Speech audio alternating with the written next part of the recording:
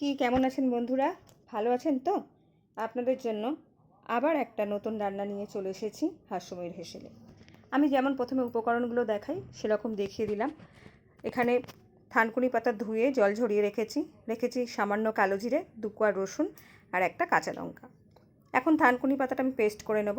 থানকুনি পাতাটা দিয়ে দিলাম 2-3 কোয়া রসুন, 2টো কাঁচা লঙ্কা দিয়ে পেস্ট করে নিলাম। এখন শুকনো খোলায় আমি কালো জিরে দিয়ে দিলাম, 1 চা চামচ না, একটু কম, 1 চা চামচের মতনই দিয়ে দিলাম। দিয়ে দেবো ওপর থেকে 1 চা চামচের মতন সর্ষের তেল। এবার কালো জিরাটা ফুটছে, দিয়ে দেবো সামান্য 1 চিমটে হলুদ। হলুদটা দেওয়া মানে জার্মটাও নষ্ট হয় আর একটা সুন্দর রং আসে, সেই জন্য সামান্য হলুদ দিয়ে দিলাম। এবার ওই যে থানকুনি পাতার পেস্ট করে রেখেছিলাম সেটা আমি দিয়ে দিলাম।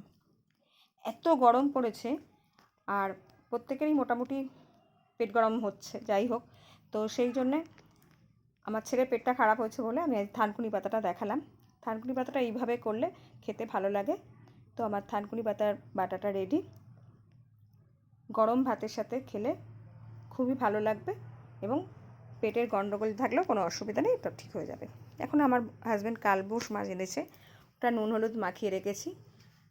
নিয়েছি 2টো টমেটো, কাঁচকলা ভালো করে ধুয়ে জল ঝরিয়ে রেখেছি, 2 কোয়া রসুন রেখেছি। এখন আমি কড়াই তেল গরম হয়ে গেছে, মাছটা ভেজে নিচ্ছি।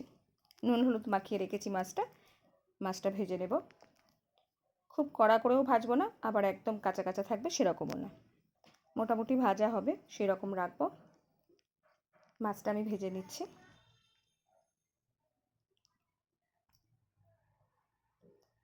একটু হালকাভাবে আমি মাছের ঝোলটা আজকে বানানো দেখাবো।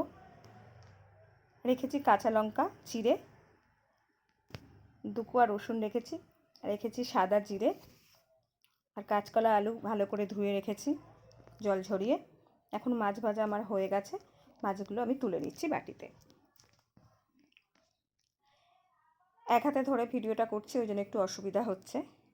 যাই হোক, আমি আলুগুলো মাছের ওই ভাজার তেলের মধ্যে আমি ভেজে নিচ্ছি।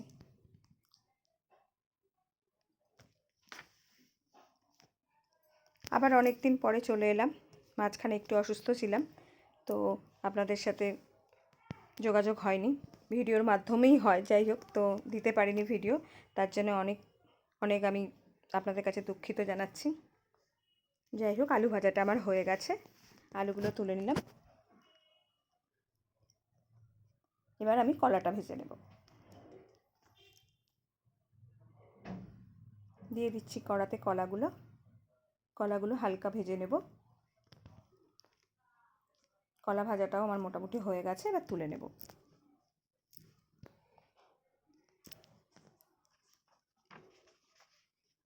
আপনাদের আশীর্বাদে মোটামুটি অনেক দূরই, অনেকটা পথই চলে এলাম আগিয়ে, তো আরও আশীর্বাদ আপনাদের চাই যাতে আরও এগিয়ে যেতে পারি।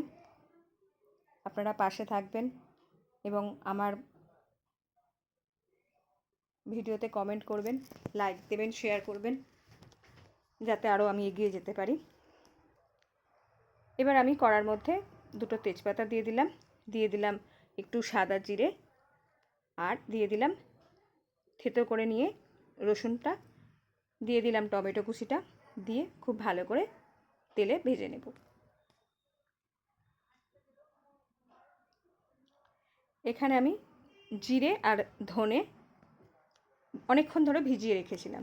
ভিজিয়ে রাখার ফলে একটা বাটা মশলার মতন থিকনেস আসে, তো সেটা দিয়ে দিলাম কাঁচা লঙ্কা চেরা আর খানিকটা নুন দিয়ে ভালো করে মশলাটা কষাতে হবে। মশলাটা খুব ভালো করে কষিয়ে নেব, তারপরে আস্তে আস্তে অল্প অল্প করে জল দেব, তারপর যতটা ঝোলের পরিমাণ সেই অনুযায়ী দিয়ে দেবো।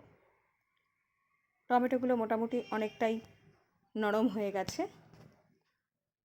এবার সামান্য হলুদ দিয়ে দিলাম, 1/2 চা চামচের মতন হলুদ দিয়ে দিলাম সামান্য কালারের জন্য কাশ্মীরি লঙ্কার গুঁড়ো দিয়ে আবার ভালো করে মিশিয়ে নিচ্ছি।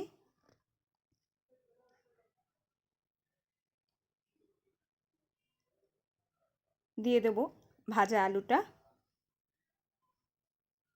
আর কলা ভাজাটা একটু পরে দেব। আলুটা দিয়ে আবার ভালো করে মিশিয়ে নেব মশলাটার সাথে।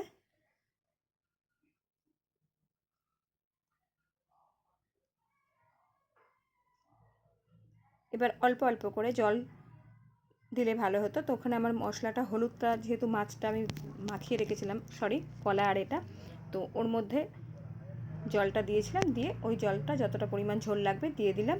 দিয়ে এবার আমি কাঁচকলাটাও দিয়ে দিলাম, দিয়ে খানিকক্ষণ চাপা দিয়ে রাখবো।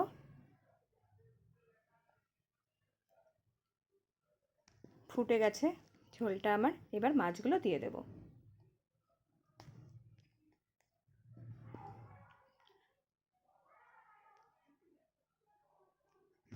রান্নাটা আমার অলমোস্ট রেডি।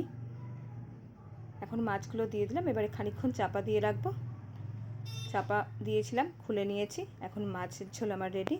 মাছটা আমি ঢেলে নিচ্ছি।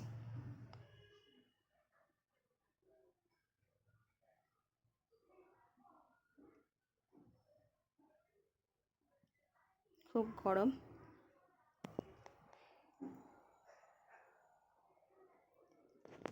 আপনাদের সামনে পরিবেশন করছি। দেখুন মাছের ঝোল আমার তৈরি।